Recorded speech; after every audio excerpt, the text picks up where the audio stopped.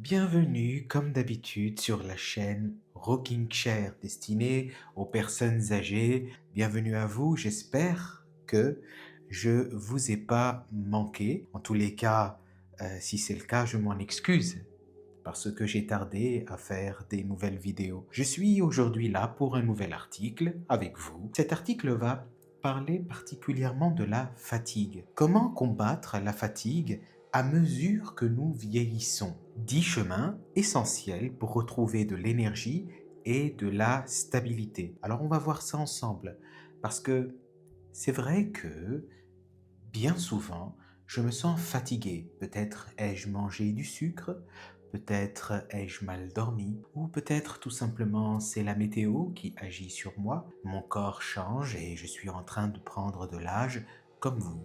Et alors, j'ai pensé qu'il serait bon d'aller trouver un article qui parle de ça et on attaque ça tout de suite. La fatigue n'est pas seulement une question de mauvais sommeil ou de nuit agitée. Elle s'installe parfois plus profondément. Elle ralentit les mouvements, elle brouille la concentration, elle rend les jours plus lourds qu'ils ne le devraient. Et pourtant, presque tous les seniors en éprouvent à un moment ou à un autre, de la fatigue bien sûr.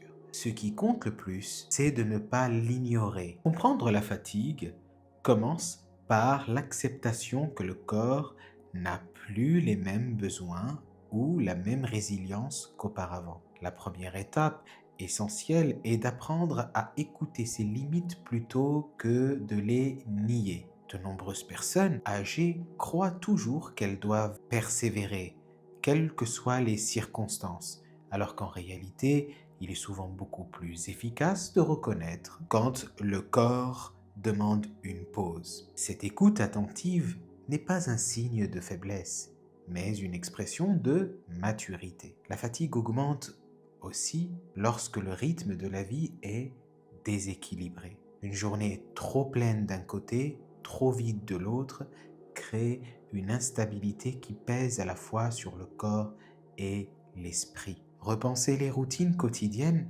redistribuer les activités, choisir des heures de la journée qui s'alignent naturellement sur ces niveaux d'énergie. Ces ajustements font une immense différence. Le sommeil, bien sûr, reste une clé centrale dans la gestion de la fatigue, mais il doit être abordé avec nuance.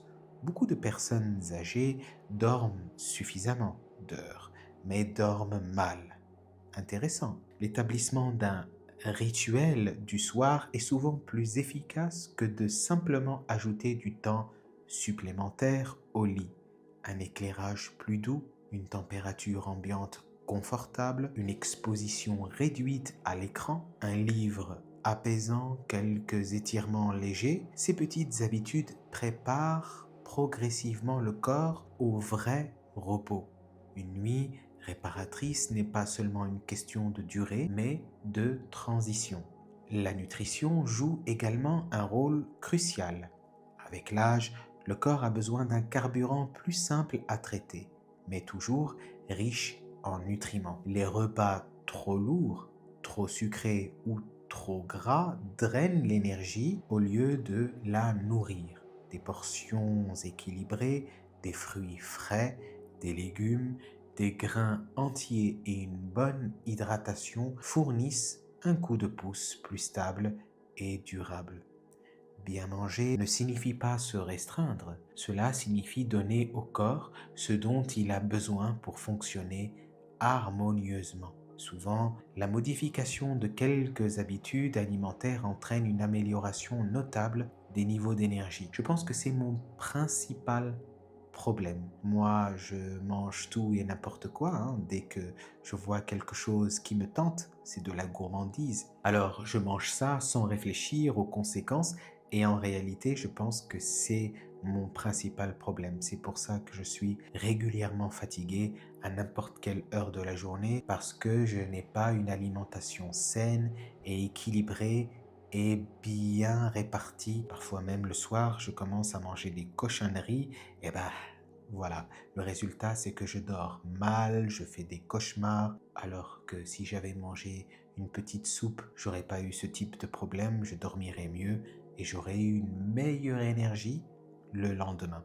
D'ailleurs, vous pouvez prendre un rendez-vous avec moi si vous voulez qu'on en parle, qu'on puisse parler ensemble de nos expériences. Si vous souhaitez prendre rendez-vous avec moi et donc réserver une heure, vous avez le lien qui est dans le descriptif de cette vidéo. Il suffit de cliquer sur ce lien et de voir le calendrier, mes disponibilités, et nous pouvons en parler autour d'un petit café, par exemple. Continuons.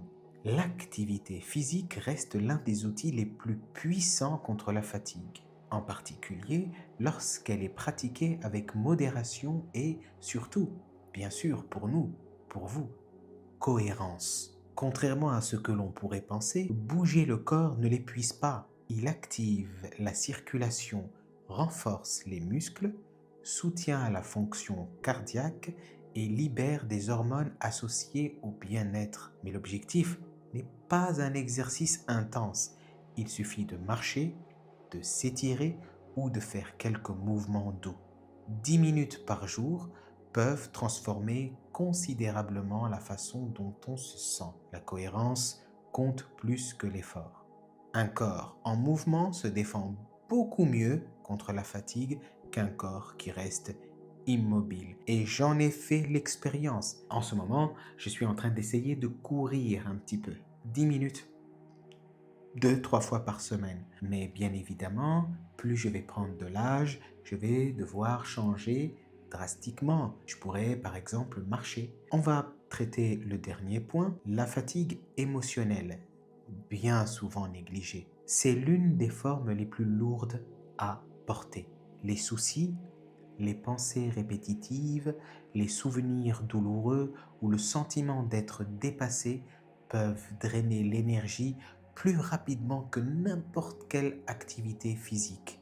Parler, partager les émotions, demander de l'aide ou simplement exprimer ce qui pèse sur le cœur peut considérablement alléger la charge mentale.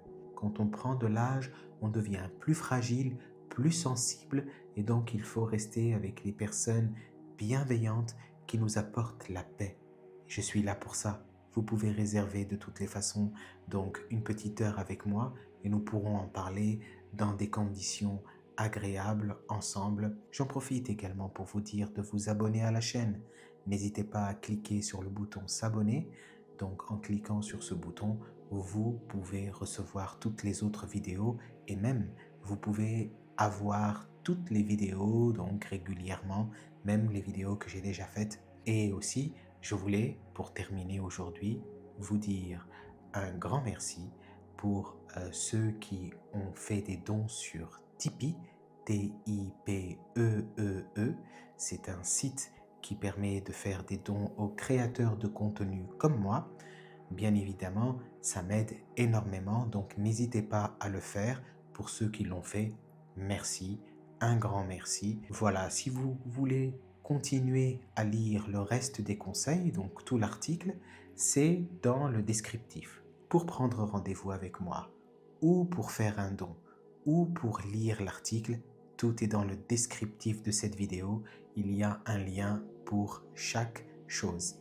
Moi, je vous souhaite une bonne soirée ou une bonne journée selon l'heure à laquelle vous êtes en train de visionner cette vidéo et je vous dis à très bientôt pour un prochain sujet, une prochaine vidéo.